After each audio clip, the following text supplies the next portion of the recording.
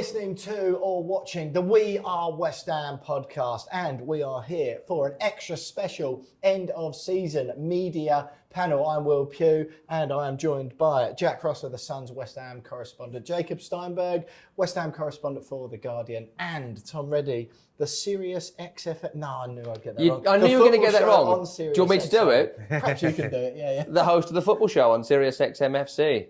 Monday, Tuesday, Thursday, Friday, 9 to 12 Eastern. And a huge West Ham fan to boot as well. Gents, thank you so much for joining us on the podcast and the YouTube channel. Of course, I sort of woke up this morning, quite looking forward to this. I was thinking, we've got about an hour-ish of the gents' time. So I wonder what we're going to fill it with. I'll deal with the script a little bit later on today. I think by about 4:30 p.m. I was like, there's nowhere near enough time because the Julen Lopetegui news had been announced. And then after that, the FA were like, no, we're not going to have a good news day for West Ham. We'll announce the Lucas Paqueta charges, 6 charges in total, 4 relating to betting. We'll get onto that in a little while. First of all, Tom, we'll go to you first. West Ham's season on the whole. Before we do that, what are your general feelings as a West Ham fan at the moment? I'm glad it's over, is my first feeling. I mean, I think that the joyous nature of the end of last season meant anything that happened this season was going to be a bit anticlimactic. But I think the second half of that season was such a dirge, wasn't it? And I just think my overriding thought was the amount of times you would go to a game and watch the other team play. And I'm just, at the end, I just got tired of it. And I've always been, like everyone else, in the middle of this emotional pretzel when it comes to David Moyes. I love him Monday, hate him Tuesday. I'm going to miss him, but I'm glad he's gone, is my overriding feeling. Are you as we sad? Get to the end. I've been quite sad since. I don't know.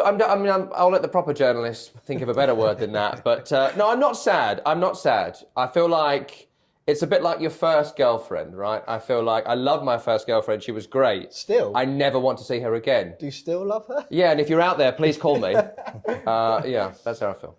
Jacob, yours, we were having a chat in Cologne for the Bayer Leverkusen away leg, or in the build-up to that. Put it to you about David Moyes, and everyone will know I was quite a sort of Moyes supporter and a general cheerleader for him when many weren't. Your views were somewhat different to mine. How do you sort of feel about it all now? 9th place in the league, generally decent compared with West Ham's Prem averages, but as Tom and loads of fans will quickly tell you, particularly you on Twitter, there are some reasons within there to dislike his tenure as well. Yeah, I mean, if you're supporting a team like West Ham and going to watch West Ham in that stadium, which you're all making compromises about being there, and you're expecting part of that to be maybe some good attacking, entertaining football, because it can get very, very difficult to be in the London Stadium if it goes flat and the atmosphere goes flat, and if that's because of the football that's being played. That's part of the deal, I think, for a lot of fans. And unfortunately for David Moyes, that second half of the season was just so hard to watch. As Tom said, that feeling of why does the other team have the ball for what feels like why has Burnley got the ball? Yeah. That game against Burnley, where it was 3 days after Europa League game away in Freiburg, but it's pretty hard to watch Burnley come out and just call the shots for 45 minutes, and you're kind of going, well, why does it take them so long? Even that Luton game, why does it take them so long to get going against a team like that who ended up that day relegated, more or less? And then there are points at which the team can get going. And that Burnley second half, I mean, they should have scored 4 or 5 goals. The Luton game, suddenly out of nowhere, it all clicks, and it's fantastic. And you've got a team with Paqueta, Kudus, Bowen, Antonio, and Alvarez is a good passer, and everything else that goes with that. And so it became pretty difficult to watch these long spells where West Ham just did not have the ball, and you know that it could be better, and you know that there are players in that side who are frustrated. So he did a fantastic job.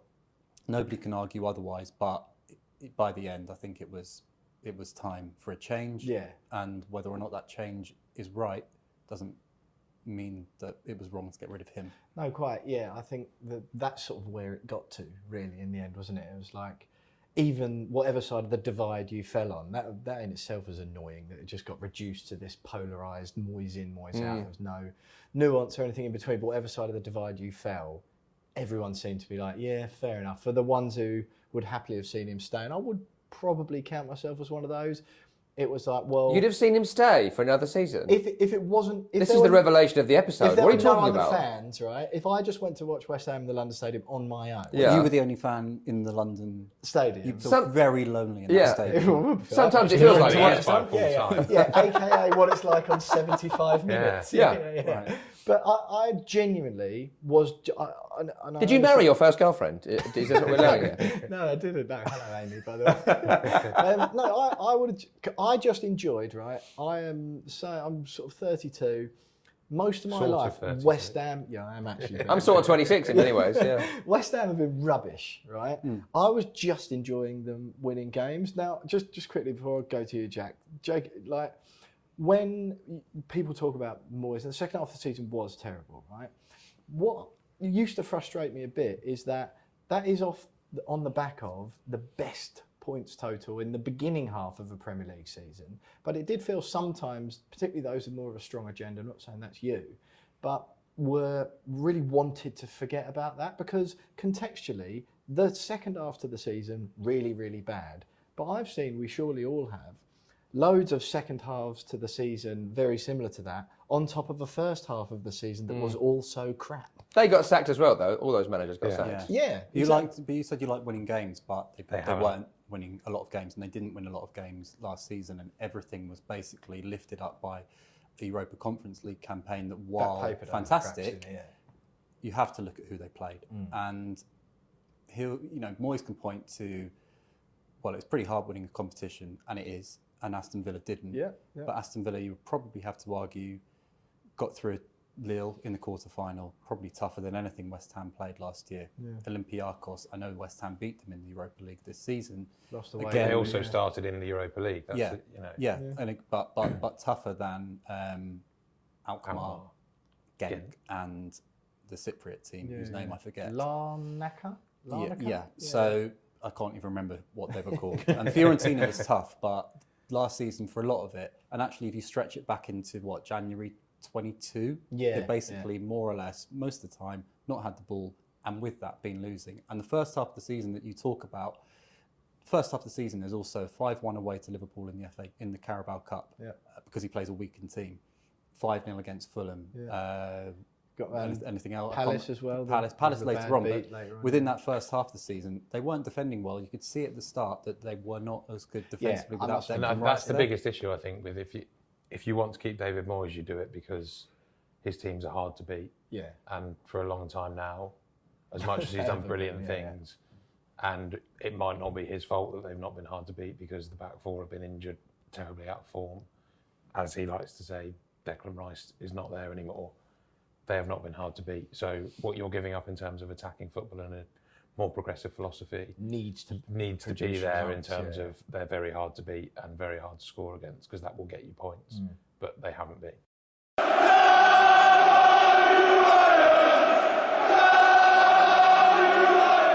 Look, some serious stuff before we move on a little bit more. Lucas Paqueta, as I said, 6 charges, 4 relating to betting, 2 relating to non-compliance as well. There's footage live this afternoon of the suspected yellow cards that are in question against Leeds, Leicester, Aston Villa and Bournemouth, I believe, over a couple of season period.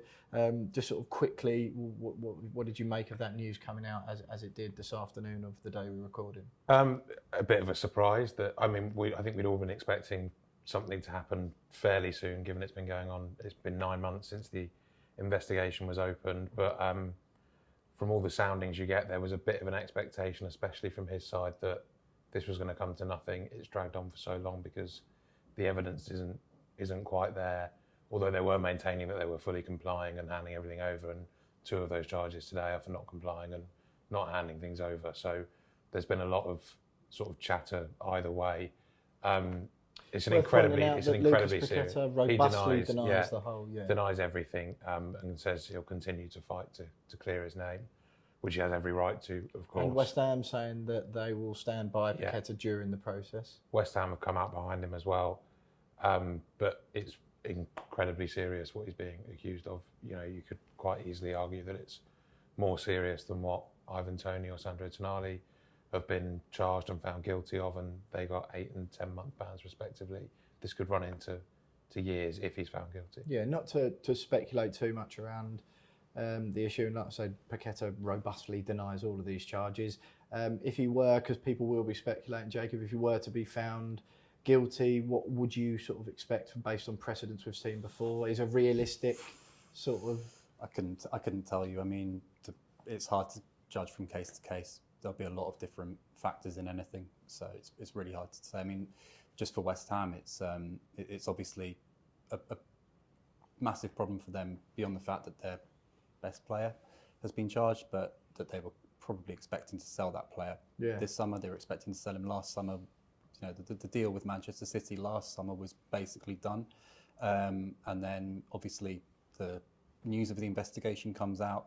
That's over, and they were thinking that he's had that 85 million release clause in his contract this year, that Manchester City were going to trigger that, assuming that the investigation had passed. It's not, so it'll be interesting to see how that affects their budget for the summer. Because do you feel that West Ham's transfer plans for the summer were heavily reliant on that sale? Because it felt, most West Ham fans, it feels, Tom, I don't know about you, have sort of geared themselves up to, or just accepted that he will go this year. But do you think that's gonna have a knock-on effect, or would it perhaps see them to maybe offload Kudus sooner than they were considering, or perhaps even Bowen?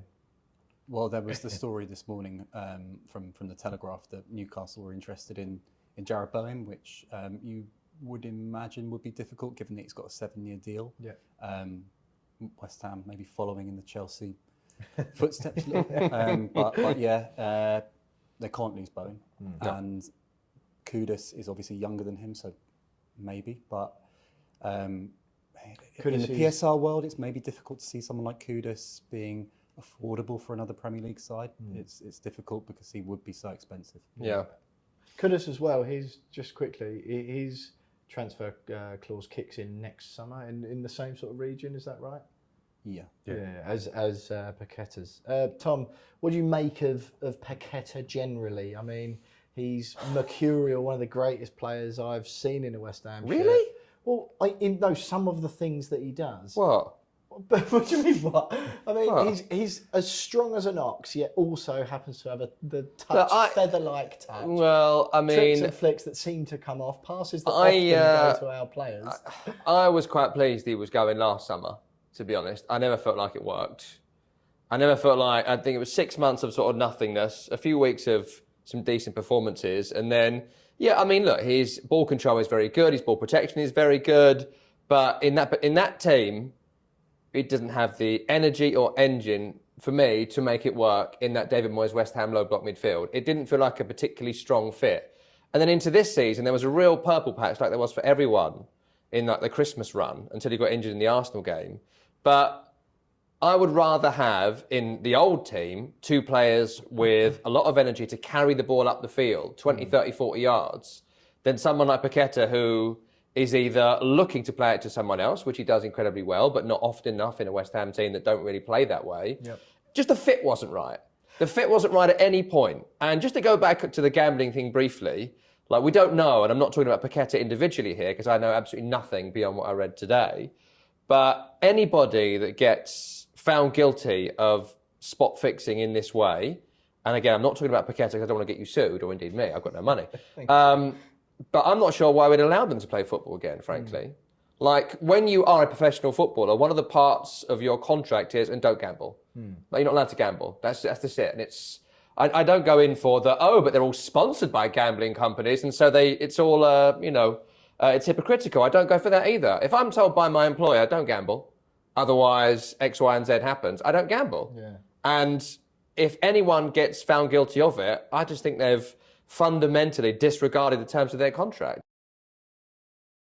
It will be intriguing just to see where West Ham go with it, because after bringing Lopetegui in, Jack, they can't really. This was supposed to be a big summer, a statement summer, wasn't it? Well, yeah, it's also they've got him in early so he can plan, and they've got very a good idea of getting him in early so we can sit down and work everything out and get everything done early.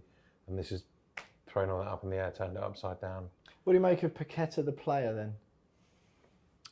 In December, I thought he was one of the best players I'd ever seen at West Ham. See? Thank Yeah, in December, yeah. He's been there 2 years. And I On think I December agree 9th. Yeah. with last season, I was very lukewarm on him. I thought he was indulgent and didn't fit really with it, and took a long time to get going. I couldn't really understand what he was doing in that team. I don't think he could. Yeah. I have a certain amount of sympathy with him from a footballing perspective, because I think what happened against Leverkusen away, that booking comes because he gets so frustrated with just no one to pass to. And he got fouled about 2 seconds before that. He did, yeah, but That's a very sympathetic view of the yellow card against Leverkusen. The yellow card against The away Leverkusen one? was absolutely ridiculous. Utterly unprofessional is what it was. I'm with you. But You could what- see. What I mean is he's that looked frustrated for a long time Yeah. as well. Playing. What I mean is that I think he was just so frustrated with the fact that this was more or less the first time that he touched the ball that night. 15, 20 minutes in, and then he's swarmed by 5 Leverkusen players. They get the ball back and he just loses it. So I don't, and he had been a bit of a disgrace for the last few weeks. He's gone of the missing in a season. lot of big games where in Europe, or the ones where they come back from Europe and you think, well, Europe's not going very well, but they can still finish 7th or 8th. And he let himself and everyone else down in a lot of Yossi those games. Benayoun syndrome, I call that, where like you can win. How a game, dare you besmirch Yossi Benayoun? win a game on your own and then Yeah, just go I mean- missing for 2 and you play with 10 men. It's with Paqueta, I think what was interesting, if you look at, for example, the assist for Bowen against United, it's incredible, and the passes for Kudus against Wolves, they're amazing, and I don't think a lot of West Ham players I've seen could do that. I don't think Payet, for example, could have played those kind of passes, although he was a different kind of player, and Payet gave you 1 season and that was it, and then he left. Whereas it felt like with Paqueta, he, number one, produced that moment for Bowen in Prague, Yeah. which nobody else could have done on the pitch. He was the only player on the pitch in either team who could have done it. And then you saw him against England for Brazil, playing with his own kind. People who could also pass the ball and do tricks. And knew what good stuff he was was going to do. incredible that night. Like made Rice, Gallagher look like they'd never played football before. That was Declan Rice. But then you go, right, okay, this is probably what it would look like if he played for Man City. But that's not going to happen now. But there was genuinely that spell though where West Ham didn't win a game where he didn't play. For it was a significant amount of games. I can't remember the number off the top of my head, but maybe like 15 to 20 games within that period. He maybe played 12. The other ones we'd just lost. We only ever won when he. But don't you think with Paqueta, It it's a says bit more like about our other players. I But it's like when you watch Ademola Lookman in the Europa League final last night, right? I mean, the Fulham Panenka against Fabianski, how awful he was for Everton at times, the failed loan at RB Leipzig. It's about player, it's about manager, it's about country, it's about location, it's about team, it's about position, all that stuff. It's why football is so magnetic, because all that stuff has to come together for a great performance or a great team or a great coach. All that chemistry has to work at the same time. And elements of Paqueta, I think, wow, what an incredible player. But playing in the midfield with Tomas Soucek ain't it for him, right? And that's not to disrespect Tomas Soucek, because he's the right team. It is. You have No, but he can't pass the ball, right? He can't pass water, God bless him, right? But if I had a corner in the last minute, it'd be my first phone call. Get on the field, get him on, right? Or we needed a goal to keep us in this game. I want him on the field. And even some of his defensive work is amazing, but he is not a passer of the ball. I don't want him carrying the ball down the right wing. Sometimes seeing that is physically painful to watch. So that's all got to work at the same time. And I don't think at any point during Paqueta's time at West Ham, all of it has really worked, bar December 9th, 3:15. You know?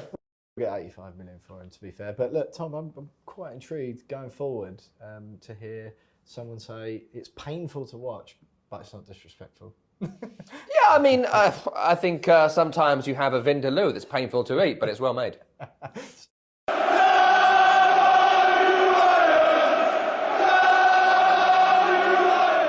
Right, let's do Julen Lopetegui, their new manager. Big announcement. Like I say, ceremoniously dumped all over by the announcement of the Paqueta charges this afternoon. Poor old Julen couldn't even have his moment in the sun. We obviously haven't seen them yet, but the Julen Lopetegui announcement got immediately bumped down the newspaper pages as soon as the charges came out.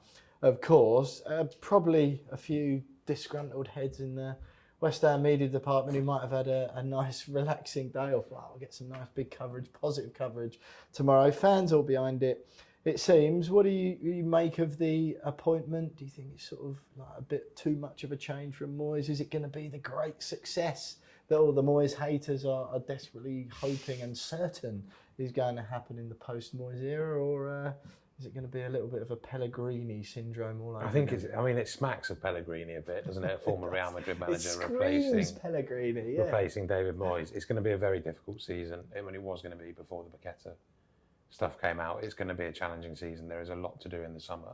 That's not to say he's not the right person. Everyone you speak to says tactically he's very good. He's quite adaptable to what he's got. He said that in the West Ham statement, I think, didn't it? Like bigging him up and saying, "Oh yeah, he prides himself on his flexible approach within games," or something like that. He's a tactician. That's basically, you know, how the other bloke was always slagged off for that. Yeah, well, this bloke doesn't do that. Yeah, they've obviously brought him in because he's got experience of managing in Europe, where this new structure that they're pursuing with Tim Steidten is very important to them. You know, the choice at the end of last season, or for the most of the second half of last season, has been Tim or Moyes, who do you want? And the whole hierarchy of the club have gone, Tim, thank you. They've been quite impressed with him. They think they've got someone that can make a big difference there. So they've put in a bit of faith in him in terms of making the change and making the appointment, but there is a lot to do. That's not to say it can't be a success, but it's going to be a tricky job, I think. Yeah, what do you make of that, Jacob? Is it something you sort of look at and go, well, because West Ham fans, put it this way, aren't, you know, notoriously the most patient of bunch, despite what they will scream at you on Twitter. We are patient, we are going to give him time. Okay, sorry, I mean, but do you sort of, are you with Jack in that, you know, it's all very nice, this part of this new look, modern thinking, forward thinking club that West Ham are trying to at least pretend to be with the appointment of Steidten? Do you think it is as legitimate as it all looks, or is it just a David Sullivan trying to take a bit of heat off himself and perhaps make it look to everyone on the outside that it's a proper run football club, but behind the scenes it's sort of the same as it's ever been since they took over?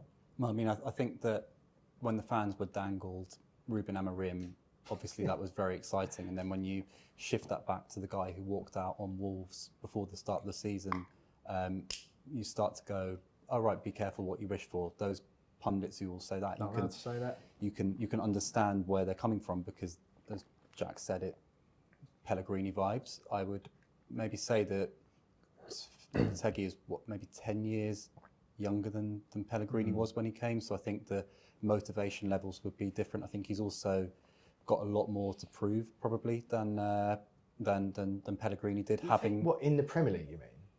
Well, Pellegrini won the Premier League. You know, he'd been in China making a lot of money, so he came back, and was this job the make or break of his career? Not really. Whereas this one for Lopetegui, having walked out on Wolves, he's under a bit of pressure to show that he's not going to walk out on this one. Yeah. And there's a lot of, I can see why West Ham might be looking at that CV, and maybe if you give it a cursory glance and go, Spain, Real Madrid, Sevilla, and go, well, that's fantastic. But you go, well, okay, but walked out on, or had to leave Spain before the World Cup, which I think alarm bells. Because of the Real Madrid announcement and the talks with Real Madrid. Yeah.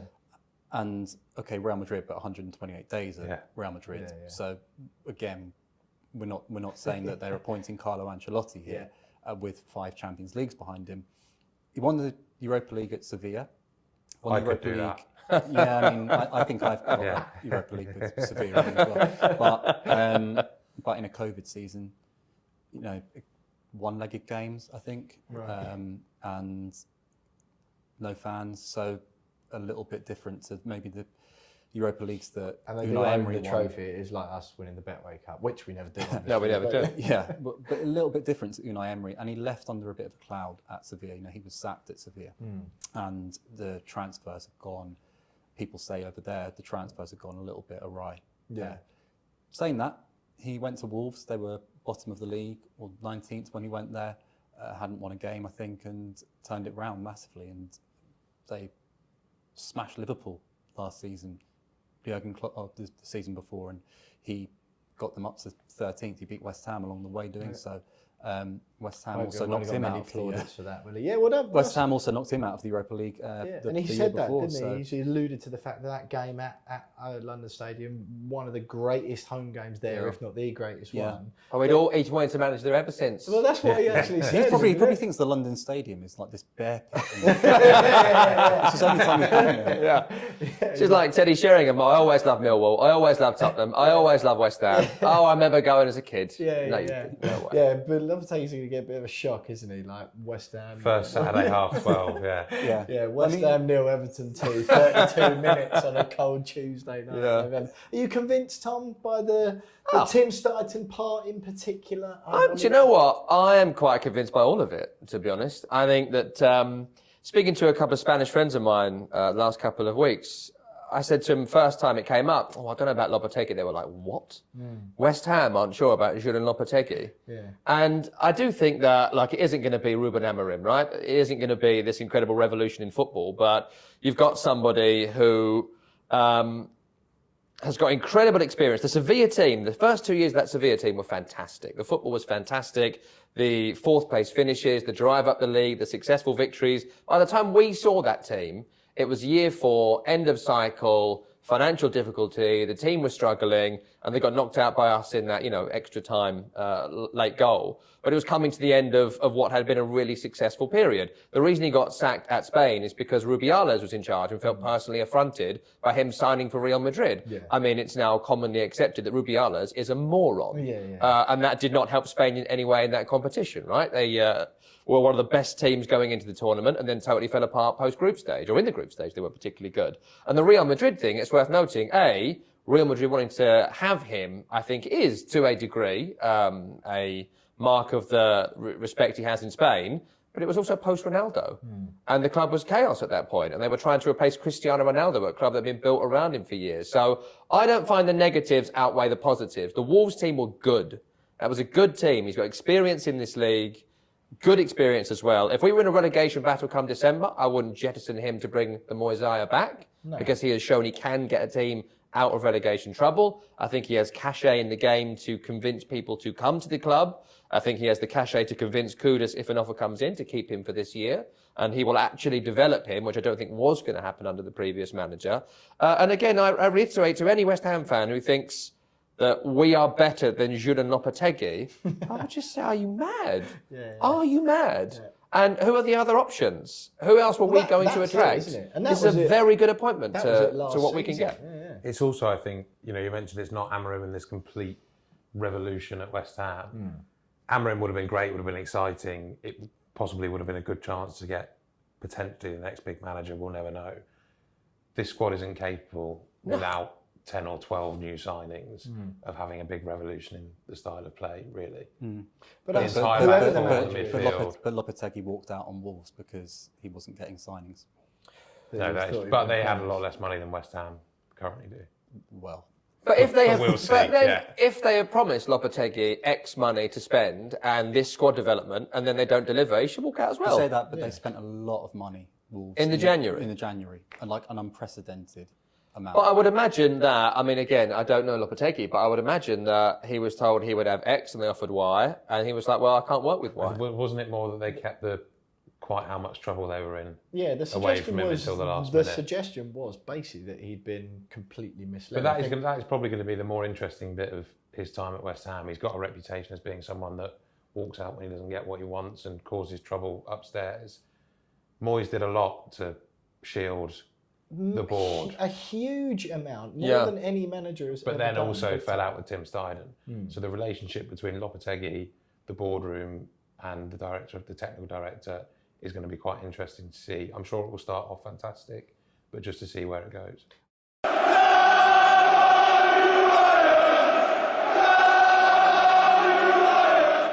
You touch on the Tim Steidten stuff there. Obviously, there was, especially towards the end of the season, they banned him from the touchline, didn't he? Or he chose not to go down, or whatever it was, not milling around the change rooms. I also thought that was quite odd. Excuse me. like when he started doing that anyway.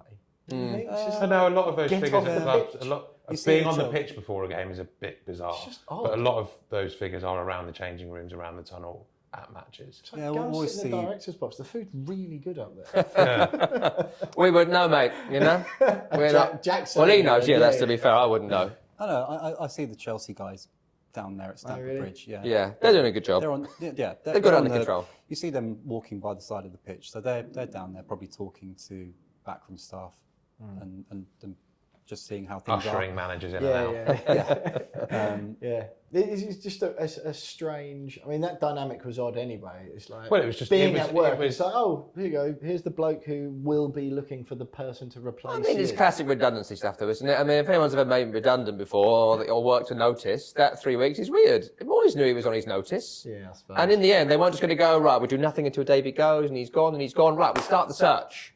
Like, you know, everyone's replacement is being lined up before they're sacked. Their recompense for that is $5 million a year. I'll take that. Sounds great. So what? Go on. I think the mistake they made ultimately was that, and that he made probably was that after the final, he didn't go. It's probably never going to get better than this. Yeah. I walk away, and that they didn't also go. David, we're bringing in. We want to change the way things are run. We're bringing someone in. Maybe it's time, because what you ended up with last summer was just kind of chaos of Moyes going, I want this player, I want British player with experience of the Premier League, Steidten going down a different route, the two of them already not getting on. and people in the middle almost having to go, well, you can have one, then you can have one. Yeah, but no, yeah. he's just had his, so you can't.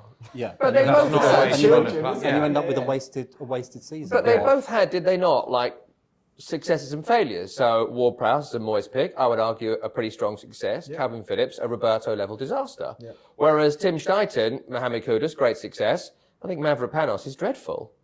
I just find him to be a really poor signing. That is a personal Steidten's team pick. And the guy's an accident waiting to happen for pretty decent money to be our... Essentially, everyone knows that Kurt Zouma runs like he's got rickets and he needs to be put out to pasture at some point soon. And then we're going to build Mavropanos into be his... Aren't you supposed to say no disrespect? No, I meant that one disrespectfully. But I just think that they brought Mavropanos in to be our lead centre-half or our most important centre-half. And no, I'm sorry, absolutely not. This summer, that's got to be fixed. I've never seen a player look so composed for 89.5 minutes. And then The just drop an Burnley game, he absolute played that he had Sunday league concussion. clanger. Like, I don't know what had happened to him the night before, Mavropanos. You've been but- told he was playing next to Aguerd, so just up all night. I mean, Steidten's got a lot to prove, though, hasn't he? I mean, Massively. Well, what does he need to do? get the signings right. Yeah, Yeah. that's a Get them, good and get them summer. in quickly. Prove he can be a genius scouting Svengali and get players I've never heard of that end up being fantastic. But there is pressure on him now. Moyes is gone because all the fans who were of that side of the debate were all anything that happened that was bad was Moyes' fault. Anything good, it's Steidten. Well, he hasn't got Moyes to hide behind anymore. Now it's like, well, this card's on the table time because Lopetegui is his pick. He's talking him up. It's on the two of them to get it right, and then the heat, because there is always heat at West Ham. The heat has to go somewhere, doesn't it? David Sullivan was already starting to get it as soon as Moyes left with the Amorim stuff. Like it will be pressure on him. Going to Ajax, who were a shambles last summer, and going there with Premier League money and being able to take two of their best players doesn't scream to me incredible genius. Yeah, What you know. insights? Not Brighton, level, is it? Yeah. And who else are we talking? Ward-Prowse, who we all knew about, and Mavropanos, who I agree with, has been pretty disappointing. So, there was all this talk on Twitter last year of what a great negotiator, and Tim Steidten on the plane, the pictures and everything. And you're going, calm down. Well, But to be fair January is to a him, he's prime dealing with- example. January is dealing with always a difficult. manager. He was dealing with a difficult manager who doesn't make decisions exceptionally quickly, which I think the hope is that might change now they've got Lopetegui in. But January was a prime example of where it was going wrong because someone needed to take control and they didn't. 3 players went out, 1 came in that was a complete disaster, and the squad was left shorter as a result and looked a lot worse for it as well as the season went on. Right, we'll take a quick break. We've still got season review. We'll get the player of the year off of all of the guys. A bit more about what the future looks like, what success looks like this season for West Ham, and of course some transfer tidbits, especially Jack's exclusive from this morning.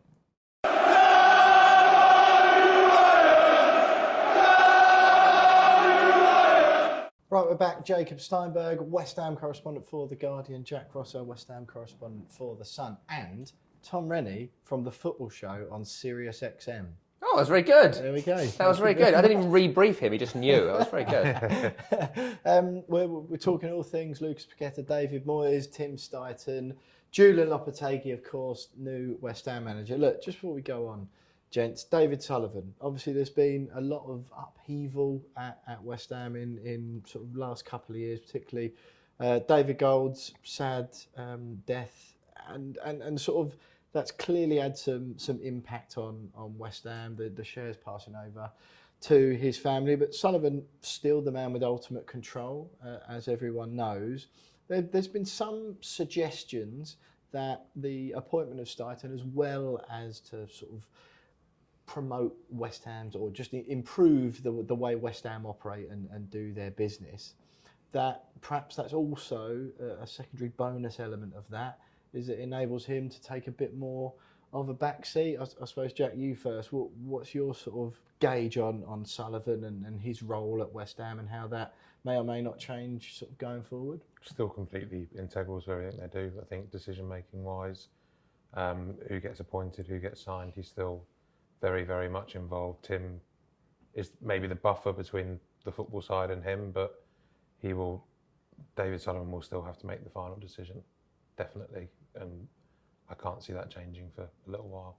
Do you feel, Jacob, I always say when people ask me about this, or you see people on social media who are still desperate for David Sullivan to go, and that obviously, like I said, reared its head after Moyes was let go and the Amorim debacle, as some people saw it. It always feels to me that it for David Sullivan, it feels like he's calling, and that's sort of the purpose of his life. So people often go, oh, well, if he sold it now, he'd make a massive profit.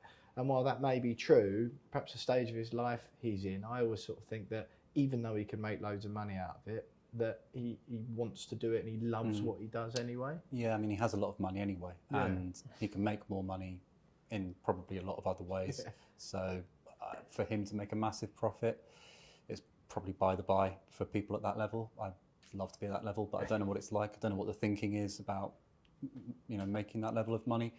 It's if it was ever to be properly offered, I think maybe he'd do it, but it's never really been there. There've been bits and pieces here and there, but nothing that's ever felt serious. Obviously, Kretinsky's come in, but he didn't come in for all of it. Maybe if he had, maybe it would have been different, but here we are with him in a minority stake and still not the person who's calling all the shots. That's very much Sullivan. And people who know how he operates and what he's like, they'll say maybe he'll take a bit of a step back for a little bit, but he really wants to be involved and he loves the deals and he loves football. And it's a passion project as well, isn't it? Yeah, he absolutely loves being in that role and being involved in that world. And also, maybe he goes. I interviewed him a few years ago, and he said, maybe I sell up, maybe I give it to my sons. Yeah, maybe they continue. Yeah, well, they're still fairly heavily involved in and around the club. They're there. Been around. Yeah. They're there, but they're young. They wear the suits to the games, don't they? Yeah, yeah, but they don't have an official role in doing the deals, but they are around and speak to their dad about it. So. And their dad owns the club, and he can easily just say, "You're in charge." Yeah. Fair enough. Tom, has your view on the ownership changed over time? Are you? Not really. I mean, I've never really understood the whole hatred to Sullivan, frankly. Like, I get not liking him. And I absolutely get conversations about competence over the years, because there's been elements where you're a bit like, that's a huge mistake, that's an error, that's your personality getting in the way of whatever West Ham wanted to achieve. But I think everyone hates their owners. Bar the ones that are owned by sovereign wealth funds, everyone hates their owners. And in the end, even the ones owned by sovereign wealth funds will hate them in the end, right? Because of what is eventually inevitably going to happen to those clubs. So I get why people don't like him. I don't get the vitriol. I think he is a perfectly acceptable, loose cannon, almost 90s owner. And I think if you look at the West Ham he took over to the West Ham we have now, all in all, he's done a pretty decent job, frankly. I would imagine you'd be in a minority there. No, because it's This is where I live, I think.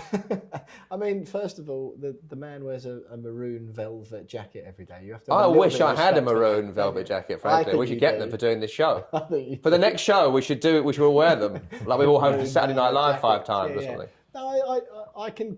You can clearly see why up until Moyes, like the rescue act, really, and even up until Moyes 2.0, you could see it. There was thousands of fans, and I was one of them, properly fallen out of love with West Ham, and just like the on the back of the move to the stadium, which, as you've alluded to already, like nowhere near as good of a place to watch football as. But that has helped. That has helped to deliver 3 years in Europe and a trophy. No, quite. Well, that's And it's good when we have the ball. eventually, but that Has was the it? problem. Do you think the stadium has? Yeah, Why? finances. Right, but when they got into the Europe the first time, that was their Issa Diop and Craig Dawson playing in central defence. They didn't do that with amazing players. No, Craig but they've Dawson managed is to an stay amazing there as player. well and win a trophy with some very good players, Yeah, paying very good wages. yeah, but they're in the strongest league and the richest. Yeah, definitely. League in the I world. just think it has helped. It's given them much more manoeuvrability in terms of finance. Maybe a It's little allowed bit, them to but spend they've- a bit more than other maybe clubs a little around bit, them. but you know they got into Europe last time by winning the Conference League, having finished 14th. So I don't know if it's pushed them. But I think that was Yeah. that was Yeah. the selling point when you made the move, was we're doing this so we can take a step up as a club. And It's get made the into wage Europe, bill and it's comparable to a top 7, 8, what would be the 7th highest wage bill in the country, right? Is it? We would have Lower than been that? competing with Fulham and Crystal Palace and Brighton and Hove Albion, and instead we're looking to compete with Aston Villa before their big splurge of last summer, where Tottenham will fall down to now. Some of those Kane level players are leaving, and we're going to be in that bracket of 6th to 9th of wages. Whereas in the old ground, which had been rubbish since 2001, or whenever they did the weird East Stand gap, which killed the ground, Blasphemy. it was rubbish by the end. If we wouldn't have had the money to compete with a wage bill of the level of club that we're trying to compete with, which is Europa League qualifiers. Wasn't going to happen there. But to be fair, that did take an awfully long time to get to that stage, right? So everyone's falling out of love with, well, not everyone, but lots of people were. David Moyes comes in and rejuvenates the whole place. What do you make of suggestions, Tom, that West Ham aren't actually that far from falling back to those sort of days? Because all I've heard from people so far is, particularly towards the end of David Moyes' era, is there's only one direction we can go from here. So, well, actually, 9th is still higher than West Ham's average Premier League finish. We got more points than is our average in the Prem, same as goals scored. Like, there just seems to be a total ignorance of the fact that actually this might not work and things can get worse. Oh yeah. And it seems, and I just think with Sullivan in charge, particularly, there's always that risk. I don't think he doesn't get anywhere near as much credit for the recent successes as he got grief when it was bad. But I don't know. It's just an odd situation at the moment where there's it seems like people are so quick to ignore what I would consider quite recent history. Yeah, I mean, just if go, any it's gonna be team good, that's we're not great now. any team that's not top 6 or owned by a country can be relegated next season. Every single team. We could easily finish 18th or 5th. These are realistic possibilities for any club that doesn't have complete financial safety. So another reason why, to an earlier point on Julen Lopetegui, I think it's a really good appointment, because I don't think if they're in a relegation battle, he wouldn't be able to navigate us out of it should that happen. And West Ham last season, if you look at the numbers, had the least amount of players out with injury of any team in the Premier League. Yep. If next season we lose Jarrod Bowen for 6 months, there's every chance we might not win a game for months on end and be in serious trouble. So in the end, it could easily happen. And I think that's always worth keeping in the back of your mind, that we're not Liverpool, we're not Man United, and we're not owned by the Public Investment Fund of Saudi Arabia. So if we get off to a bad start, we could be in serious trouble all the way through. And that's going to be true of West Ham, I think, probably forever. Forever, until, at the end of our days. Right.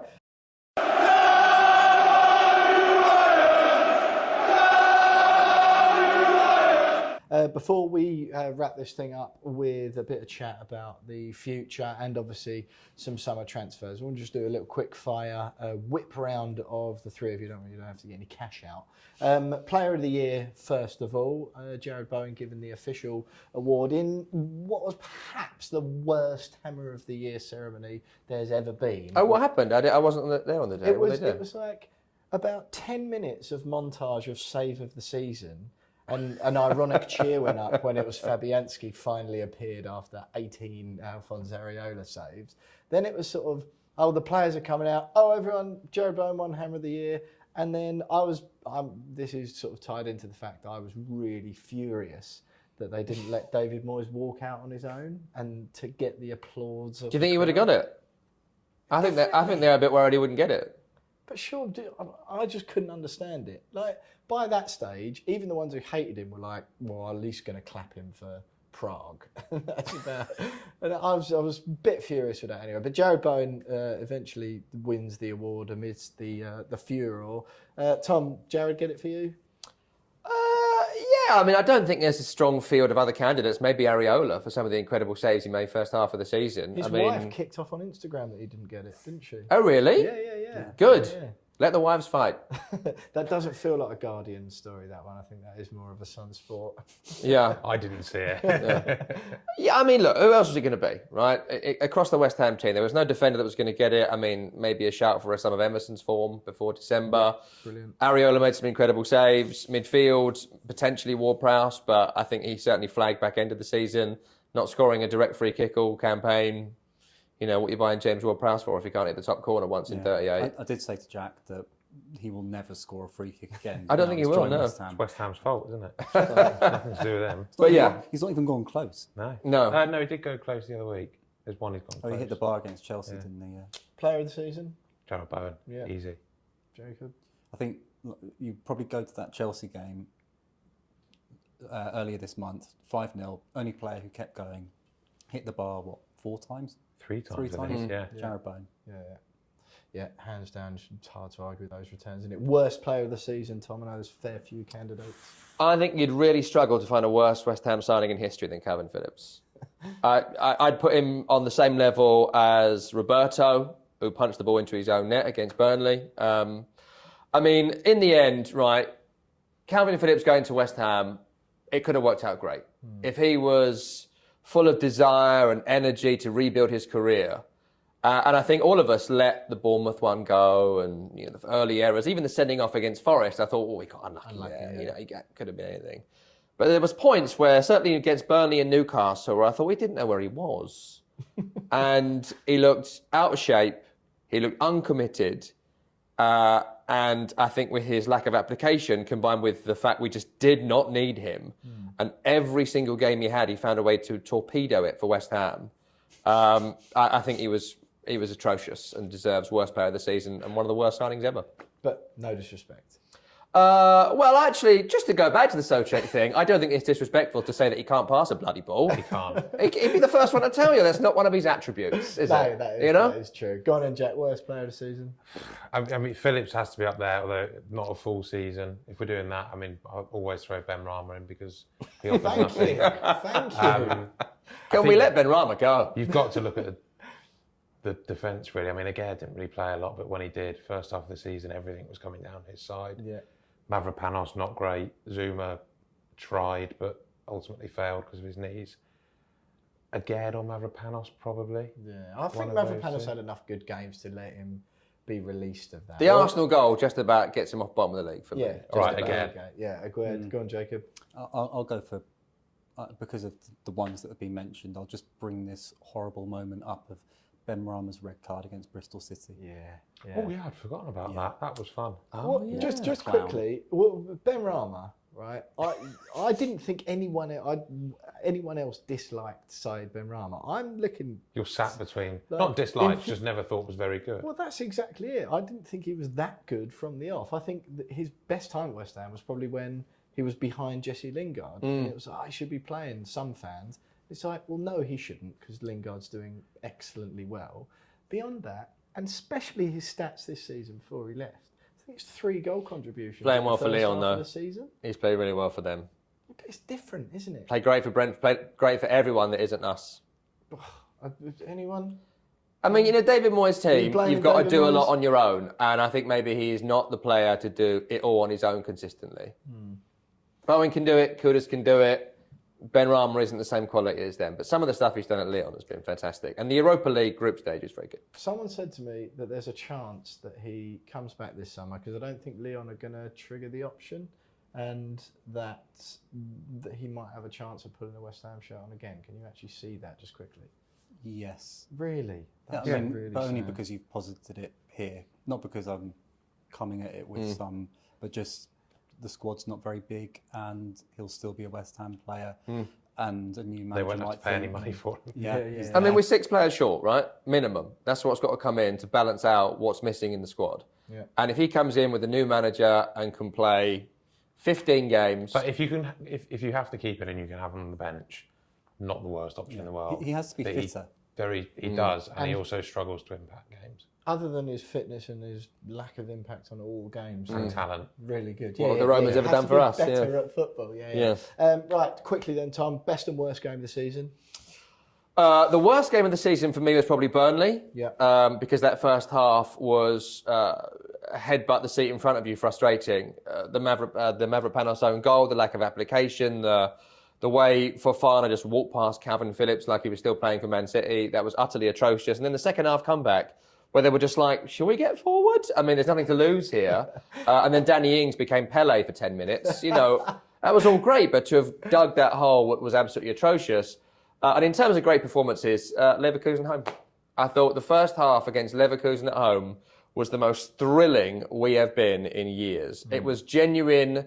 I could feel adrenaline pulsing through my body stuff in that first 45 minutes. It was fantastic. Which, as a And if- man who tweets, I'm doing this to myself again. Yeah, I every mean, time it's always an act of self-loathing when I arrive at these things when I could have a day off. But I thought it was amazing. And if that Bowen goal goes in, as we saw in the Europa League final on Wednesday, it could have been completely different. The way they then controlled the second half and took it from us, and would you believe it, we had no bench to change things and it all fell apart. Fine. But that first 45 minutes, I was so into it that I'll never forget it. I thought it was fantastic. Best and worst? The best has got to be one of the ones around Christmas, I think, hasn't it? One of the Arsenal Man Arsenal United away, games. I mean, worse. There's the second half of the season. There's a lot of contenders. Yeah. Arsenal at home was a proper. Arsenal are a very good team, but a proper. Have you forgotten how to play football? sort of experience. I mean, Ben Johnson at left wing. yes, that was a real struggle. So that's a proven point, you think? What was the point when the window closed? Well, no, well, I think that was it, wasn't it? But anyway, yeah, it would only been Ben Rama. And then, I mean, a few of the home games towards the end of the season have also been sort of repeating the same things when you're speaking to the manager afterwards of, oh, you've not defended again. Oh, you've not done this again. I think I'm going to go for Palace. Palace, yeah. Yeah, That that was was solid hiding, wasn't it? that was a proper end of days. Yeah, Fulham It's away all wasn't over. Great, was it? No, but they were a bit ill, bless them. No, yeah, fair enough.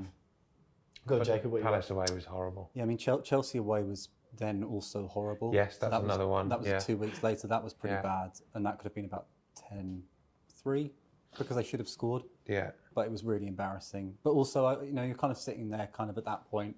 You just sort of forgotten. I didn't go there with people who didn't really know what West Ham were that day. They were sort of going, oh, Chelsea could be in, you might beat Chelsea today. We Hang on were a sec. 4-0 down to Crystal Palace after 31 minutes.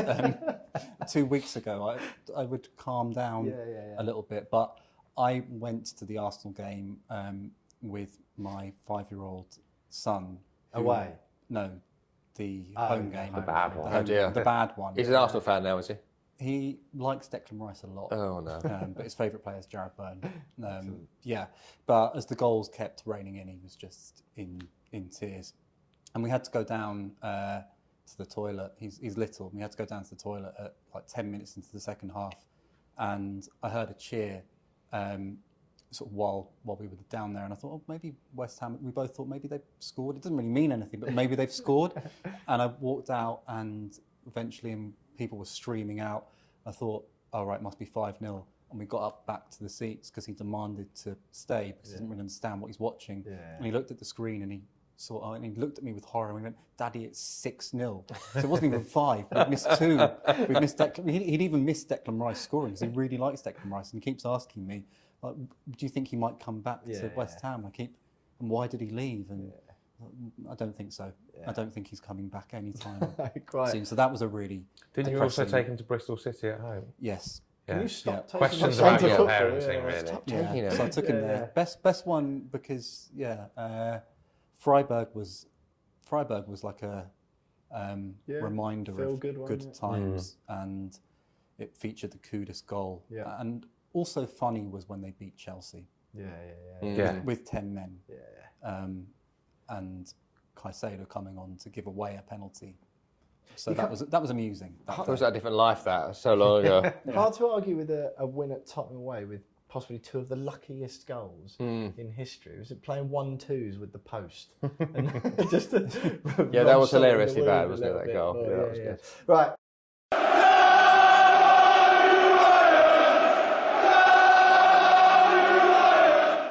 Come on, gents, we'll wrap this thing up. A little bit of talk about the future. We'll get on.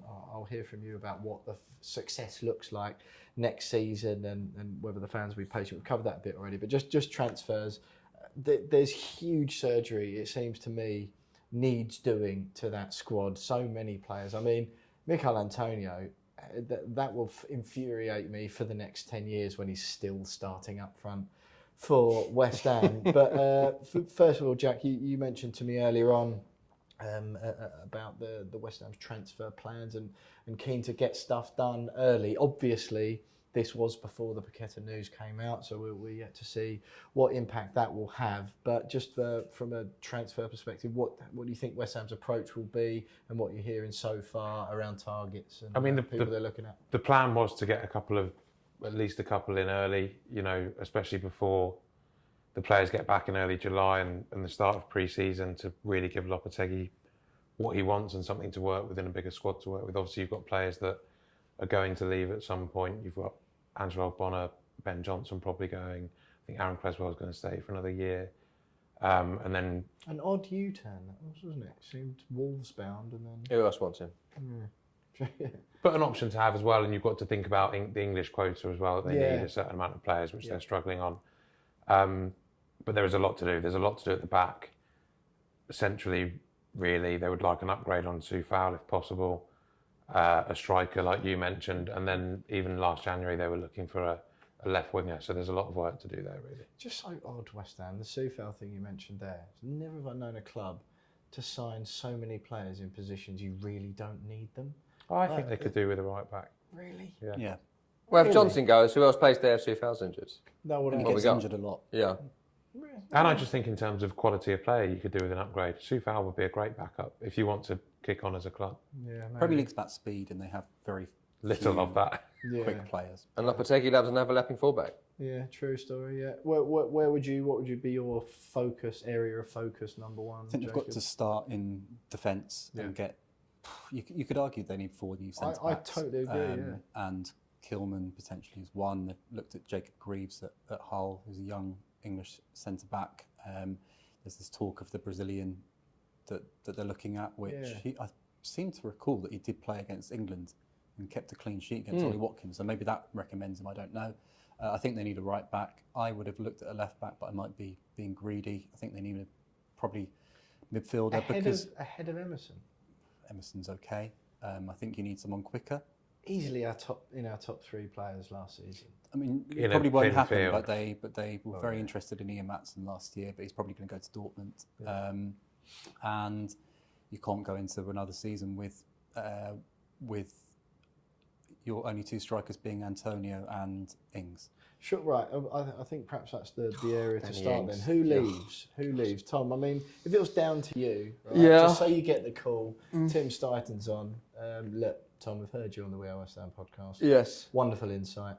Quite disrespectful, but you said it wasn't, so it's fine. What do you do? Look, Tom, you're just in charge of departures. Don't worry, I'll sort out the incomings. Who are you getting rid of? And in what order? Beyond Areola, Emerson, Alvarez, Ward-Prowse, Bowen and Kudus, there's no one I'd keep. Souček, surely. No, I don't think. I mean, look, it depends on what Lopetegui wants to do. But Yeah, again, that's true. Thomas I'd say that Souček is an incredible player for David Moyes. Yeah, you're right. The David you're Moyes right. team. Yeah. And if they are going to want someone to do that very specific role, Yeah. absolutely keep him. Yeah. But if you aren't going to play that way, if you're going to look to have 50% possession, you cannot have Thomas Souček in your team. Yeah. And again, that is not to say he's a bad player, but I am not going to have him in Spain's tiki-taka team of whatever it was. You're not going to have him there. Quite, yeah. So I think there's a lot of sales to be done, a lot of huge wages to be getting off the wage bill. Zuma, it just cannot be a Premier League defender at this point. The amount of cover they have to do with him with other players is not worth it. The last minute blocks for the first 2 years are gone. His reaction time is terrible and he can't move. But no one's going to take that wage off. So he is going to be part of the 4. So you've got to get 3 centre-halves, find a way for them to work with Zuma in after games, a new right-back because Sofao is perennially injured, wants to leave, isn't getting the money he wants, and can't do, I don't think, what Lopetegui wants. Midfield-wise, Alvarez does a good job defensively. Gets booked too much. Gets booked he's way suspended too far much. too Yeah, often. did you get 10 last season? I think it was like 11 or 12 in the end because he come back from the 10th and got booked again. Band, didn't he? Yeah, And then obviously was suspended for the Europe first as well, Leverkusen game, which was a huge loss. So, I mean, it's centre half, centre forward. Those are the first 2 things. Solve them, and the rest you can make do amend. You But cover those for are the Bowen. things. Cover for Bowen. Yeah. Yeah. And they don't have a left winger. No, Well, I mean actually, our they 2 do best have a players in the left same winger. position. They do have a left winger. His name is Maxwell Cornet. Yeah, well, I mean, what is going on there? I would need one of you guys to explain that to me because I've never understood it. Have you got any insight into that? Because He was injured and ill for quite a long time, then never really came back from there, wasn't he? Yeah. 5 months on the bench. yeah, I think he's quite a good player. Yeah. I think that. Yeah, he can't be that. Well, there's bad. one that might work, with a change of manager and a change of style. You never know that you might get a bit of value out of him. I hope Southampton Before come he up to goes. take Danny Ings off us. That's the hope. I don't think anyone will be taking his wages, and I don't think he'll want to Flynn give up Downs. his wages. Flynn Downs. He's going nowhere. He's been quite good, hasn't he, Flynn? Fantastic. Yeah, he'll be all right. This is not the We Are Southampton podcast, unfortunately. Do you, on the Flynn Down situation, lots of people are looking at that saying, bring him back. Do you think, where do you think I think he he'll sits probably, with it? it depends what happens with Southampton in the playoff final. Obviously, he, given his family and his history, will fancy a chance under the new manager if there's one there, I think, unless Southampton go up and offer West Ham a very decent chunk of money, which they really like him. He's done very well. He knows the manager very well. The manager loves him. He's been arguably the most important player throughout the season. It just depends what West Ham want and what Southampton see as value. Yeah. Because they haven't got too much money, regardless of whether they go up or not. And the Michail Antonio striker situation, what do you make of that? I think Michail Antonio has been an excellent servant to West Ham and would make an absolutely wonderful striker to come off the bench. That should be his role at West Ham. It should have been his role at West Ham for 4 seasons. Yeah, much. but they tried to do it. No, I know, but they gave up this year, didn't they? That was what was frustrating, don't you think? It was like Haller, flop. Skamaka didn't quite work out. Obviously, a player in there proving that now. Haller did the same. But then it was like, won't bother trying. There's not a lot of value in that position is the biggest problem that anyone is going to face. As in decent players in the market. As in, if somebody scores 15 goals in Belgium and a Premier League club goes and has a look, they want 40 You're million. thinking Paul Onuachu, aren't you? But it's someone like that. But they want 40 million. If a decent Premier League clubs, they want that money, and those players are not proven in the Premier League, which is very different to the Belgian league. And But at some stage, we've got to replace. no, of course, you've got to try. Well, that's Steidten's job, right? He should have been looking at this for 2 years now. It's a very hard That's market tough. to get value and quality in. Can you see us making a move and an improvement in this window? Surely this is the one. They you have can't. to. You've asked 2 questions there. So will it make a move? Which is yes. Will they make an improvement? Who knows? Yeah. I'd take Antonio, but younger. That'd be fine. Can we do that? Yeah, I think so. Just But you've got to wind remember up as the well, you're clock. playing for a different manager. So Antonio, crucial to the way Moyes plays. Yeah. Yeah. Skamaka, under Lopetegui, Could have might been. have been a completely Yeah. different Yeah, player. yeah. Because Well, he's I mean- all little touches, clever touches. He will. I mean, taking Italian out of Serie A is a gamble because it's not always shown to be something that works in recent years. Do they necessarily settle or are they more happy back in Italy? But the player, for what they bought, he was very talented. Some of the finishes that you saw from him, I mean, Antonio wasn't going to do that, but Scamacca wasn't going to do any of the things that Antonio could do. Yeah, I think Scamacca was one of those players you just felt that there was a player there. He's basically admitted since, isn't he, at Atalanta, that he's taken his football much more seriously now, wasn't perhaps applying himself as much.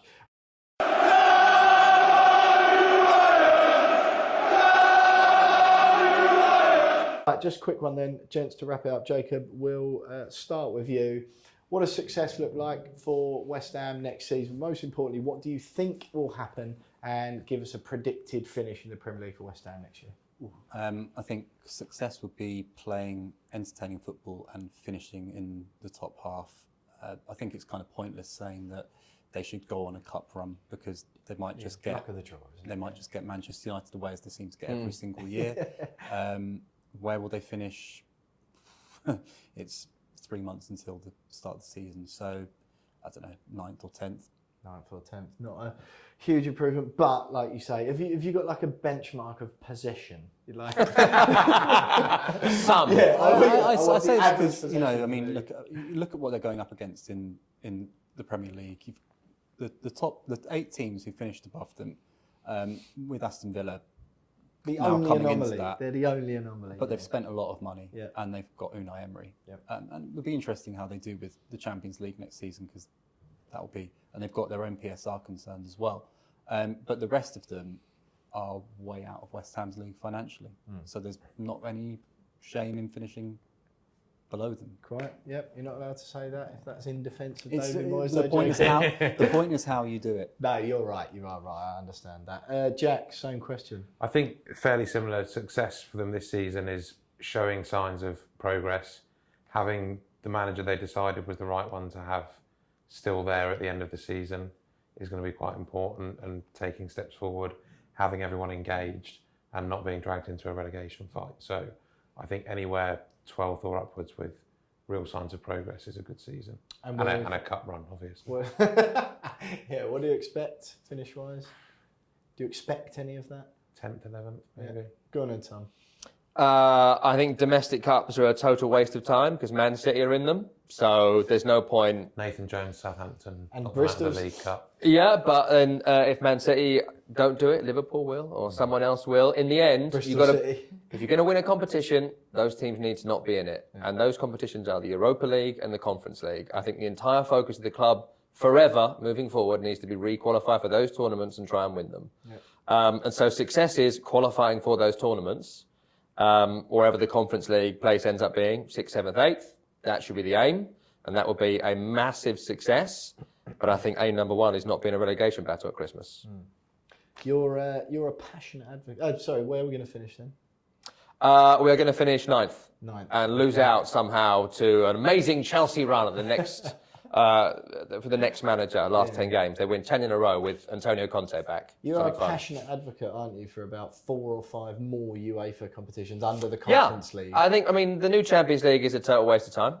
36 teams. The ladder league format. Yeah. It's a waste of time. And when we're watching, it's a one-off game between 27th and 33rd to see who might make the playoff round, I think they'll realise what a mistake they've made. And I think you saw with us, and you saw with Atalanta, their first ever European trophy on the Wednesday, which I just love watching it. I think you've started to see that actually there's a huge amount of fan bases who are not the top 6 and not the super clubs, who can fill stadiums and make interesting stories. And I think the closer we get to more tournaments different teams can win, the better for all football, and Real Madrid can still have the Champions League. Good luck to you. You can have it, you can claim it, you can own it. And we'll have the silver European tournament finishing 11th, and we'll beat Ghent in the final. We'll all be happy. Yeah. Huge branding decision by UEFA to drop the Europa from the Conference. It was a mouthful. It was stupid. It was too much. It's already a bad name. You didn't need to add another bad name on top of it. You know what? When given that is a thing right there where if you have a partner who isn't into football, you're trying to explain first of all that the Europa League is a cup, and that the Europa Conference League is also a cup that's different to the Europa League. That's when people start to give up, I find. But look, I think it could still be a while, I hope not, before West Ham get qualified for Europe again. And I do feel that the next 5 or 6 years it'll be even kinder on David Moyes' spell and the achievements we've seen the past couple of seasons, particularly with all the money from elsewhere that we're seeing now, and how West Ham really, particularly as we've established that David Sullivan probably isn't going anywhere, aren't exactly going to be mega cash rich anytime soon. Listen, Are you not going to ask when David Moyes is coming back? Are we not going to do bets on that? I'm Wednesday- going to go 18 months. December. Yeah, there you go. I'm statue, yes or no? What of the mad David charge Moyes. down the touchline at Prague? Yeah. Yeah. Probably, yeah. Eventually, yeah. It's David Moyes. What, like this season? Because I'm saying... Like right now? You want to build it right now? I want to put one in my garden. When he officially retires from management, we should do it, 100%. That's quite a long time away, yeah, I think. Yeah, no, I reckon get it up. Listen, gents, it's been absolutely brilliant. Thank you very much for joining us. You've been listening to, and watching even, the We Are West Ham podcast end of season media panel. I've been joined by Tom Rennie from The Football Show on Sirius XM. Very good. There you go. Jack Rosser, West Ham correspondent for The Sun, and Jacob Steinberg, West Ham correspondent for The Guardian. Thanks for watching. Thanks for listening. It's been a brilliant season. Me and James will do an end of season review. One last episode before we have our customary summer break, because as you know, we don't really care about transfers. If you do, though, be sure to follow Jacob and Jack on Twitter. They will have their fingers on the pulse, as always, with all things West Ham. Thanks for watching. Thanks for listening. West Ham are massive. Speak to you next week.